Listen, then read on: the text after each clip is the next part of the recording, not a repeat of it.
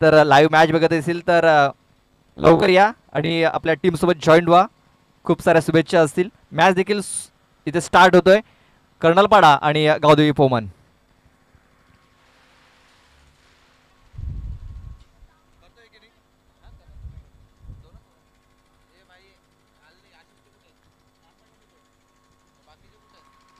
सतरा धावा मॅच जिंकण्याकरता बनवायच्या आहेत. आकाश आणि रुपेश ही जोडी मैदानाच्या आतमध्ये उतरलेली आहे आणि पोमन संघाकडून फ्रंट लाईन गोलंदाज आपण पाहतोय अतुल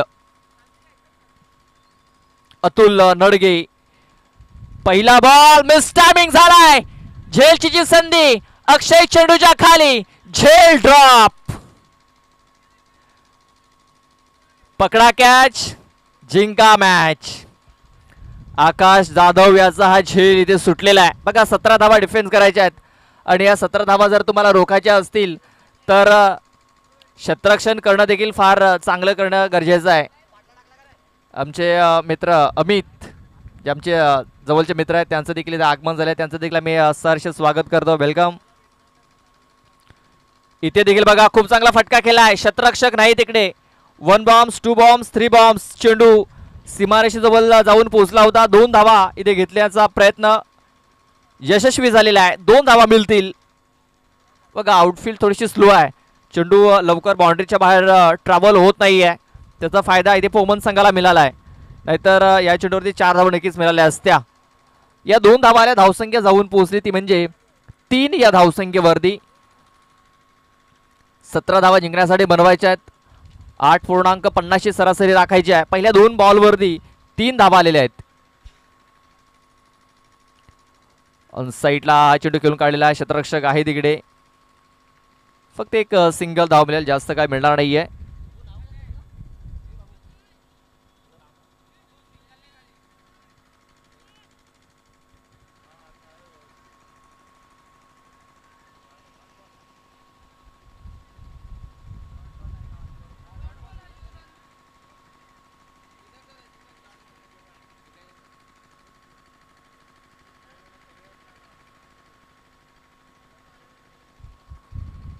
तीन धावा या धावफलकावरती लागलेल्या. त्यावेळेस पादापान मिसटायमिंग झालेला आहे.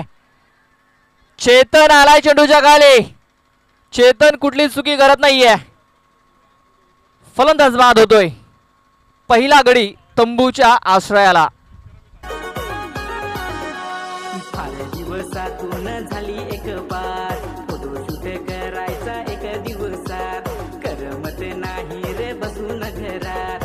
फोटो काढू आज नवीन सुरुवात.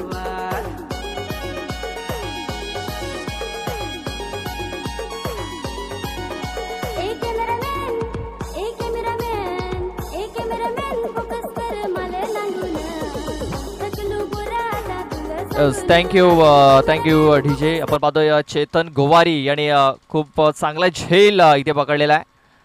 आपण पाहतोय की 2019 मध्ये बेस्ट फिल्डरची ट्रॉफी याच क्षेत्ररक्षकाने फटकावली होती. प्लेयर ऑफ द सीझन राहिला होता. पोमन संघाच्या माध्यमातून आपण पाहतोय नेहमीच चांगली कामगिरी करत आलेला आहे चेतन गोवारी. सध्या आपण पाहतोय जे यंगस्टर आहेत त्यांना संधी देत आहेत चेतन. चेंडू अचूक टप्प्यावरती पडलेला आहे. लिगल डिलिव्हरी पंचांनी तरी ते घोषित केलेली आहे. मात्र रेफर देखील केलेला आहे. चला तिसऱ्या पंचांकडे हा निर्णय सोपवलेला आहे. आपण पाहतोय की पोमन संघाच्या माध्यमातून आपल्याला निवास गोवारी देखील खेळताना पाहायला मिळायचे. त्यानंतर चितन टोपले जो आणखीन एक जबरदस्त खेळाडू पोमन संघाचा. सध्या तरी रेस्ट त्याने घेतलेला आहे. प्रॅक्टिस नाही आहे, सराव नाही आहे. आणि जे यंगस्टर आहेत जे नवीन खेळाडू आहेत त्यांना ते संधी दिलेली आहे पोमन संघाने. चल पाहूया तिसऱ्या पंचांकडे हा निर्णय सोपवलेला आहे.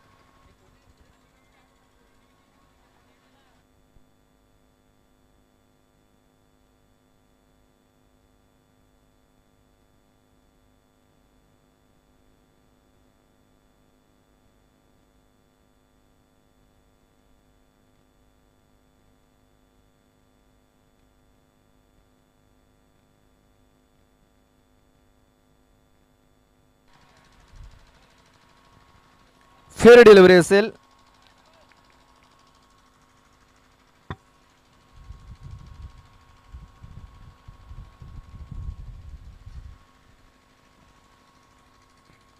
धावसंख्या जाऊन थांबलेली आहे. आपण पाहतोय 3 या धावसंख्येवरती.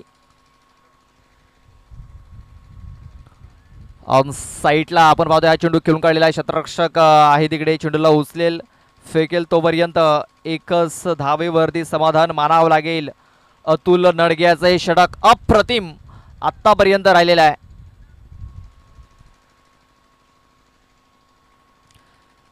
षटक संपलेला आहे. षटक संपलेला आहे.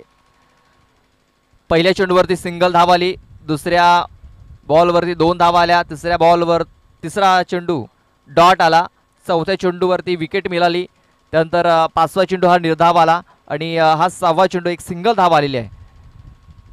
तर धावसंख्या फक्त आपण पाहतोय 4 धावा अजूनही मॅच जिंकण्याकरता 13 धावा बनवायच्या आहेत. 6 चेंडू 13 धावा.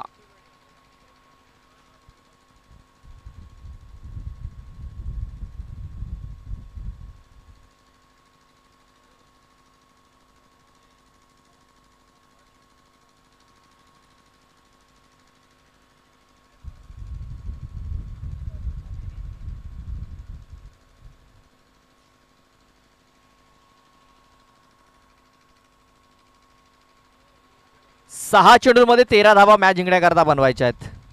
पाहूया राहुल. पहिला बॉल षडम पूल केलाय, गॅप मध्ये हा चेंडू आहे.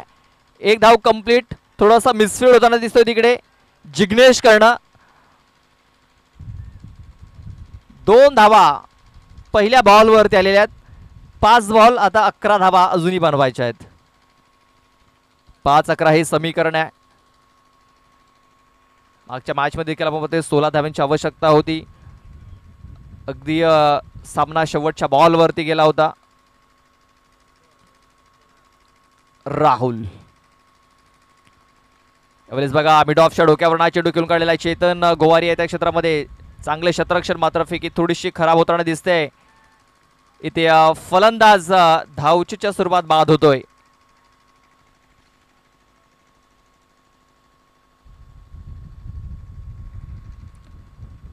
इथे देखील एक सिंगल धाव आलेली आहे. धावसंख्या जाऊन पोहोचले ती म्हणजे 7 या धावसंख्येवरती अजूनही 10 धावा बनवायच्या आहेत.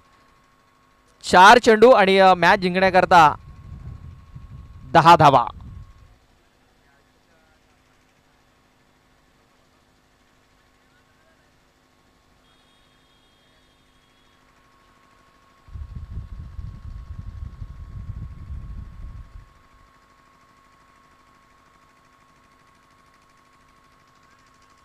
नव्याने फलंदाज करण जाधव येतोय. बिग मॅन आपण पाहतोय. एक पॉवर हिटर हा मैदानाच्या आतमध्ये पाठवला गेलाय. नॉन स्ट्राइक एंड वरती असेल. करणला बघितल्यानंतर बुम बुम पंकज पाटील याची आठवण झाली.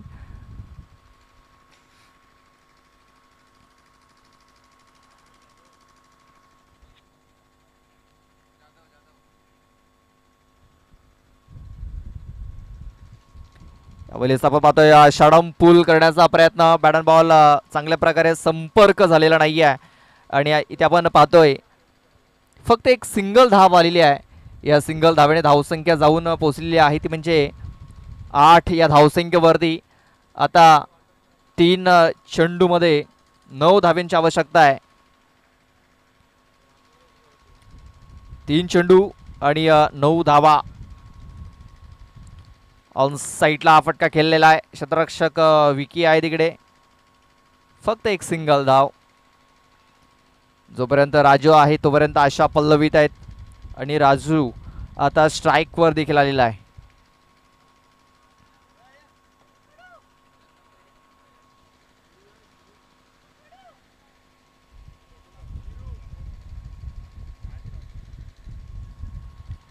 या बॉलवरती मोठा फटका येईल का? मात्र हा चेंडू तिकडे झाडावरती लागलेला आहे. एक धाव कंप्लीट झाली. दुसऱ्या धावेचा प्रयत्न. आणि दुसऱ्या धावेच्या प्रयत्नामध्ये इथे फलंदाज बाद होतोय. बघा त्या झाडाला जर चेंडू लागला नसता कदाचित चेंडू सीमारेषेच्या बाहेर जाऊ शकला असता किंवा कदाचित चेंडू हातामध्ये देखील गेला असता. आणि आपण पाहतोय रनआउट साठी रेफर केलेला आहे.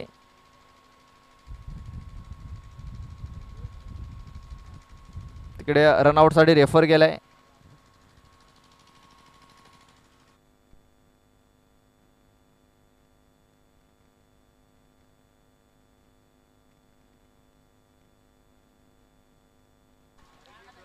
फलंदाज बाद.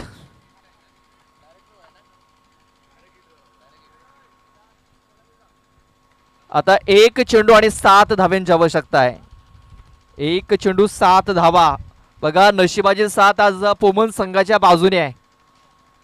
कदाचित या चेंडूवरती मोठा फटका येऊ शकला असता मात्र आपण पाहते थोडासा अडथळा मैदानाच्या आतमध्ये जे झाड आहे त्या झाडाला हा चेंडू इथे लागतोय आणि आपली जागा बदलतोय. कदाचित झाडाला चेंडू जर लागला नसता तर हातामध्ये देखील जाऊ शकला असता किंवा सीमारेषेच्या बाहेर देखील जाऊ शकला असता. मात्र या चेंडूवरती 2 धावा येणं फार महत्वाचं होतं. मात्र एकच धाव आली. आता एक चेंडू आणि 7 धावा. एक चेंडू 7 धावा. एखादा एक्स्ट्रा चेंडू. कमबॅक पुन्हा एकदा कर्णरपाडा संघाचं. मात्र राहुल ती चूक करत नाही आहे. एका चूक टप्प्यावरती चेंडू हाताळतोय आणि आपण पाहतोय की हा सामना इकडनं गावदेवी स्पोर्ट्स पोमन संघाने जिंकलेला आहे. Hard luck Jay Ambika sports Karnarpada team. तर best of luck for the next match Gavdevi sports Poman.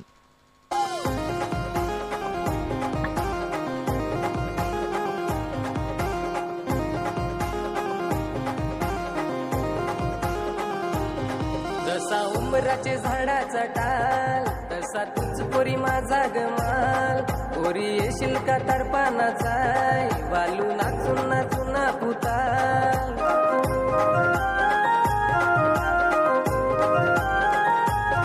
लागली तूर थाली गावन वाजाय. लागली तूर थाली गावन वाजाय. वाजव तारप करी तारपाना चल जाऊ तारपानाचा. वाजव तारप करी तारपाना चल जाऊ तारपानाचा.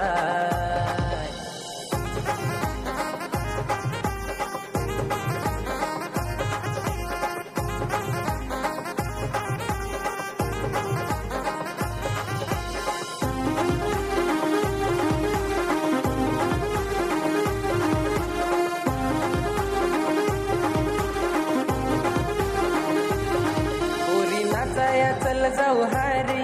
वाज तारप्याची म्युझिक भारी. आल्या नाचाया पोरा पोरी ना तारप्याव नाचायची मजाच भारी.